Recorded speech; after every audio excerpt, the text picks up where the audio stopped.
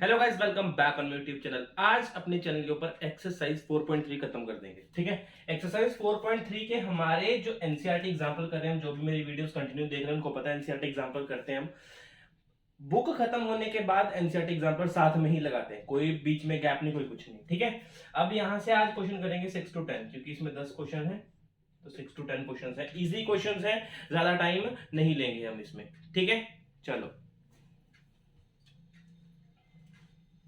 Question number 6 start करते जल्दी से।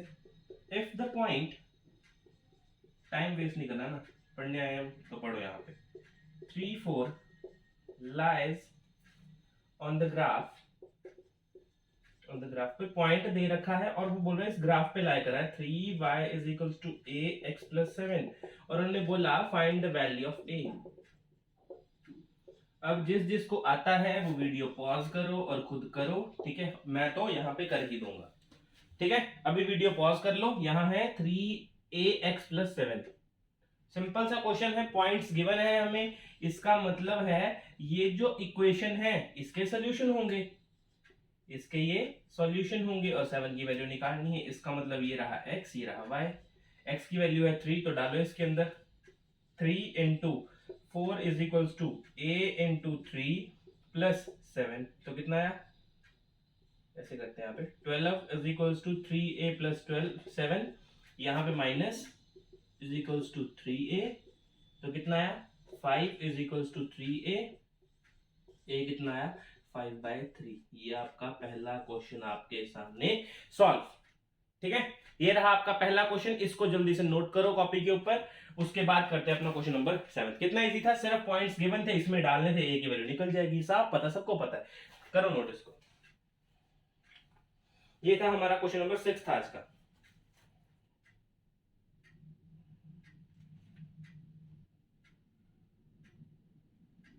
चलो इसके बाद करते हैं क्वेश्चन नंबर 7, बिना टाइम वेस्ट किए हुए, है ना। टाइम कम क्वेश्चन ज्यादा, ये हमारी क्लास का मोटिव रहेगा। ठीक है, और यहाँ पे सीरीज तो आपको पता ही है कौन सी चल रही है, बैक टू स्कूल सीरीज है। जैसे आपको स्कूल में फील आता था वैसे यहाँ पे भी पढ़ाऊंगा मैं आपको। ठीक है, 7, how many solutions, how many solutions, देखो हाउ मेनी सॉल्यूशंस पूछ लिया। अगर इसने किसी इक्वेशन का बोला तो इनफाइनाइट मैनी सॉल्यूशन, अगर किसी नंबर लाइन का बोला तो फिर निकाल देंगे। आर देयर ऑन द, पहले निकालना है आपने नंबर लाइन के ऊपर, तो बोल दिया इसने ना, और बी बोल दिया इसने कार्टेशियन प्लेन के ऊपर। कार्टेशियन प्लेन सबको पता है, कार्टेशियन प्लेन क्या होता है ना। जो आप ग्राफ बनाते हैं ना उसको कार्टेशियन प्लेन बोलते हैं। अब नंबर लाइन के हिसाब से करते हैं सबसे पहले 2x plus 1 is equal to x minus 3 की कितने सोल्यूशन बनेंगे, चलो बनाते हैं। नंबर लाइन के ऊपर ये देखो ना यार, नंबर लाइन के ऊपर कहां से इनफाइनाइट आएंगे, यहाँ पे माइनस इन्फिनिटी लगा लो, यहाँ पे इन्फिनिटी लगा लो, कोई ना कोई नंबर तो आएगा, एक नंबर आएगा, कोई ना कोई नंबर आएगा ना। तो निकालो जरा, x इज इक्वल टू -3 -1, कितना है यहाँ पे x आ गया, यहाँ पे कितना -4।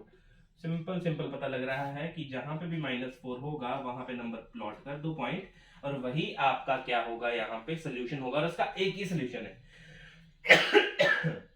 सॉरी, यहाँ पे करेंगे only one solution on number line of equation 2x plus 1 is equal to x minus 3। Second Cartesian plane के ऊपर ये रहा A part, B part. Cartesian plane के ऊपर सिंपल लिख सकते हो, कार्टेशियन प्लेन के ऊपर x की वैल्यू पुट करते जाओ, आपके पास सोल्यूशन मिलते जाएंगे। ठीक है, x की वैल्यू पुट करते जाओ, हाउ जितने मर्जी सोल्यूशन बनाते हैं। यहाँ पे देखो infinite many solution, infinite many solution, infinite many solution on Cartesian plane, on Cartesian plane of equation 2x plus 1 is equal to x minus 3। कितने भी आप इक्वेशंस के, इसके कितने भी आप सोल्यूशन इसके बना सकते हो, आपके हाथ में है ये।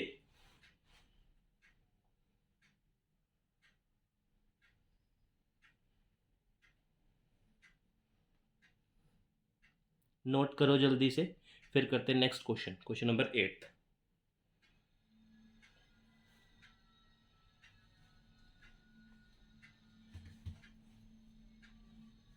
चलिए next question, question number 8। Easy question है आज। जो पिछली वीडियो थी उसमें थोड़े कंसेप्चुअल क्वेश्चंस थे, इसमें कोई कंसेप्चुअल क्वेश्चन नहीं है। ठीक है, सबको पता है कि ये क्वेश्चन कैसे करते हैं, जो मेरी वीडियोस पहले से देखते आ रहे हैं। ठीक है, अगर ये एग्जाम्पल, मेरी बात सुनो सबसे पहले। ठीक है, अगर आपको एनसीईआरटी की किताब नहीं आती है या उसका कोई बेसिक नहीं आता, तो सबसे पहले एनसीईआरटी की किताब लगा के आओ, उसके बाद आप एनसीईआरटी एग्जाम्पल करोगे, बहुत ईजी लगेगा आपको। ठीक है, कुछ नई चीजें सीखने को मिलेंगी उसके साथ साथ। Question number 8। 8th क्वेश्चन क्या है? Find the solution of linear equation. Find the solutions find करने, find the solution of linear equation. कोई लीनियर इक्वेशन गिवन है, वो है आपके पास x plus 2y is equals to 8 which represents a point, which represents a point, किसी point को represent कर रही है। ठीक है, ऑन ऑफ a है आपके पास x एक्सिस और b है y axis. Okay, x axis और y एक्सिस। अब मेरे को x एक्सिस की इक्वेशन बता दो सबसे पहले। जिसने पढ़ा है वो एकदम लिख देगा कि सर x एक्सिस की इक्वेशन होती है y is equals to 0। Simple सी बात है ना? सबने पढ़ा है, जिसने पढ़ा है भाई मेरे से, मैं सच्ची में बोल रहा हूँ, उसको सब कुछ पता होगा ये बेसिक चीजें। ठीक है, क्योंकि मैंने एक एक चीज समझाई है ये वाले केस की। हर क्वेश्चन में अलग कंसेप्ट आता तो अलग चीज बता देता हूँ, नहीं तो स्टार्टिंग में सबसे पहला वीडियो मेरा जो होता है वो इंट्रोडक्शन के ऊपर ही होता है। ठीक है, अच्छा यहाँ पे x एक्सिस y 0, इसमें डालो y 0। ए पार्ट करते सबसे पहले, y 0 पर पुट करो, x plus 2y is equals to 8, x plus 2 into 0 is equals to 8। तो x कितना आ गया? 8 आ गया। क्या पॉइंट आया? पॉइंट आया आपका 8 0। सबसे पहले x लिखते हैं। लिखने का तरीका क्या होता है? किसी कोऑर्डिनेट को लिखने का तरीका x y। तो x मेरे पास 8 आ गया, y 0 था, पुट किया। चलो बात करता हूँ, चलो नेक्स्ट पे चलो। b क्या है? y एक्सिस की इक्वेशन बोलो, x is equals to 0। सबको पता है ये चीजें तो, है ना? सबको पता है, is equals to 8। 0 plus 2y is equals to 8। y is equals to 8 by 2। तो y कितना है? 4। तो पॉइंट कितना है? 0 4। लो, ये हो गया आपका क्वेश्चन नंबर 8। क्या पूछा था इसने? यही तो पूछा था, सॉल्यूशंस निकालने थे, सॉल्यूशन निकाल तो दिए। अब ये वाले पॉइंट को डाल के देख लो, इसमें पॉइंट सेटिस्फाई कर रहा होगा, पक्का बोल रहा हूँ कर रहा होगा। ठीक है, तो ऐसे करते हैं। इन क्वेश्चंस को नोट करो अपनी कॉपी के ऊपर। इसके बाद करते हैं अपना क्वेश्चन नंबर 9। जल्दी कर लो। इसके बाद बचे सिर्फ और सिर्फ 2 क्वेश्चंस, वो भी जल्दी से कंप्लीट करते, वीडियो को करते खत्म, क्योंकि आजकल बच्चे ज्यादा पढ़ते नहीं है ना? ज्यादा लंबा वीडियो बनाने का फायदा है नहीं, क्योंकि बोर हो जाते हैं बच्चे। नोट करो इसको जल्दी।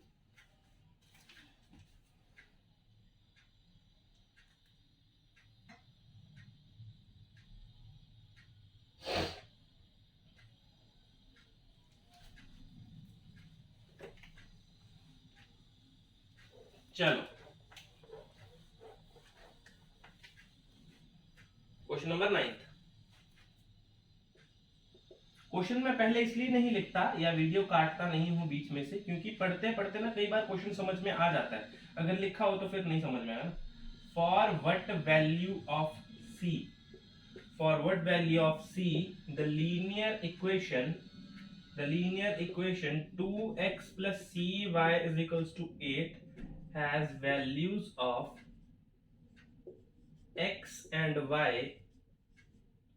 x and y, sorry, has equal values। यहां पे आएगा has equal values of x and y for its solution।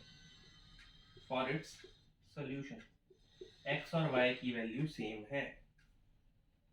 ठीक है, x और y की वैल्यू सेम है। क्या करते हैं? सबसे पहले लीनियर इक्वेशन को नीचे उतारते हैं, 2x plus cy is equals to 8। इन्होंने अकॉर्डिंग टू क्वेश्चन लिखते हैं। देखो, अकॉर्डिंग टू क्वेश्चन लिखते हैं हम कि क्या क्या चीजें गिवन है। इन्होंने बोला x और y की वैल्यू सेम है, x और y की वैल्यू सेम है। तो मैं क्या करता हूं, मैं से जस्ट कुछ कर देता हूं, यहाँ पे पुट y को x डाल देते हैं, यहाँ पे y की जगह x डाल देंगे। y और x सेम ही तो है, तो मैंने क्या किया, y की जगह x डाल दिया। ठीक है, करो जरा, 2x plus cx plus 8, यही बनेगा मेरे पास, 2x plus cx plus 8। कुछ और तो बनने से रहा। ठीक है, अब मैं क्या करता, प्लस 8 नहीं इज इक्वल्स टू 8 है, तो cx is equals to 8 minus 2x, तो c कितना आया, यहाँ से c की वैल्यू कितनी आएगी मेरे पास, c is equals to 8 minus 2x upon x, ये आपके पास वैल्यू बन जाएगी। अगर आप y में बनाना चाहते हैं तो y में भी बना सकते हैं, कोई भी आपके लिए रोक टोक नहीं है। ठीक है, मैंने x में इसलिए बना दी क्योंकि x और y दोनों सेम ही है, जहां जहां x है वहां y लग जाएगा बस, और क्या बात आएगी, कुछ भी नहीं आएगी। ठीक है, ये था रहा आपकी x c की वैल्यू, लेकिन इसमें एक कंडीशन रहेगी, आपको कंडीशन वो इंपॉर्टेंट याद होनी चाहिए।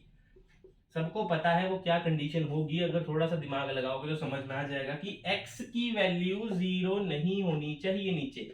अगर x की वैल्यू नीचे 0 आ गई तो आपका आंसर नॉट डिफाइंड हो जाएगा, जो कि गलत होगा। ठीक है, c की वैल्यू आएगी तो यही, लेकिन कंडीशन है कि x की वैल्यू नीचे 0 नहीं आनी चाहिए। कोई भी नंबर आए, हमें कोई मतलब नहीं, नेगेटिव आए, पॉजिटिव आए, फ्रैक्शन में आए, इररेशनल आए, कोई दिक्कत नहीं है, लेकिन 0 नहीं होना चाहिए बस। ठीक है, ये थी आपकी c की वैल्यू, इन्होंने यही पूछा था इसलिए मैंने c की वैल्यू निकाल के रख दी आपके सामने। अगर यहाँ पे आप x को y भी डालते कोई दिक्कत नहीं होता, x को y डालते कोई दिक्कत नहीं होता, बस y 2y हो जाता यहाँ जाके और y नीचे पहुंच जाता, बात खत्म, यही होता, कुछ नहीं होता। ठीक है, तो नोट कर लो इसको कॉपी के ऊपर। ये था क्वेश्चन नंबर 9। लास्ट क्वेश्चन करते हैं, इसके बाद वीडियो खत्म करते हैं और अगली वीडियो में करेंगे एक्सरसाइज 4.4। चलो लिख लो इसको, पॉज करो, लिखो, चलो next.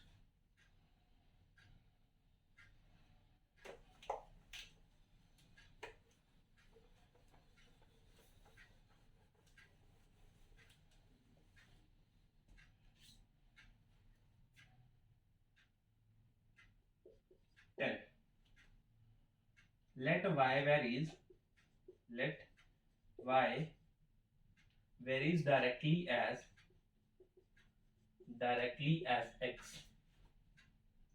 if y is equals to 12 and x is equals to 4, then write the linear equation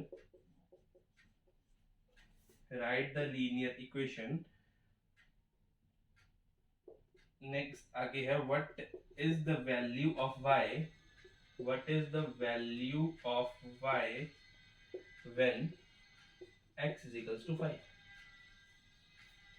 ठीक है, इन्होंने क्या बोला कि आपके पास जो y है ना वो डायरेक्टली वेरी कर रहा है x के साथ, y जो है वो डायरेक्टली वेरी कर रहा है किसके साथ, x के साथ। ठीक है, कोई दिक्कत नहीं है, हम लिखते सबसे पहले क्वेश्चन करना स्टार्ट करते हैं। y जो है वेरी कर रहा है डायरेक्टली मतलब डायरेक्टली प्रोपोर्शनल का साइन लगेगा, इस साइन को बोलते हैं डायरेक्टली प्रोपोर्शनल।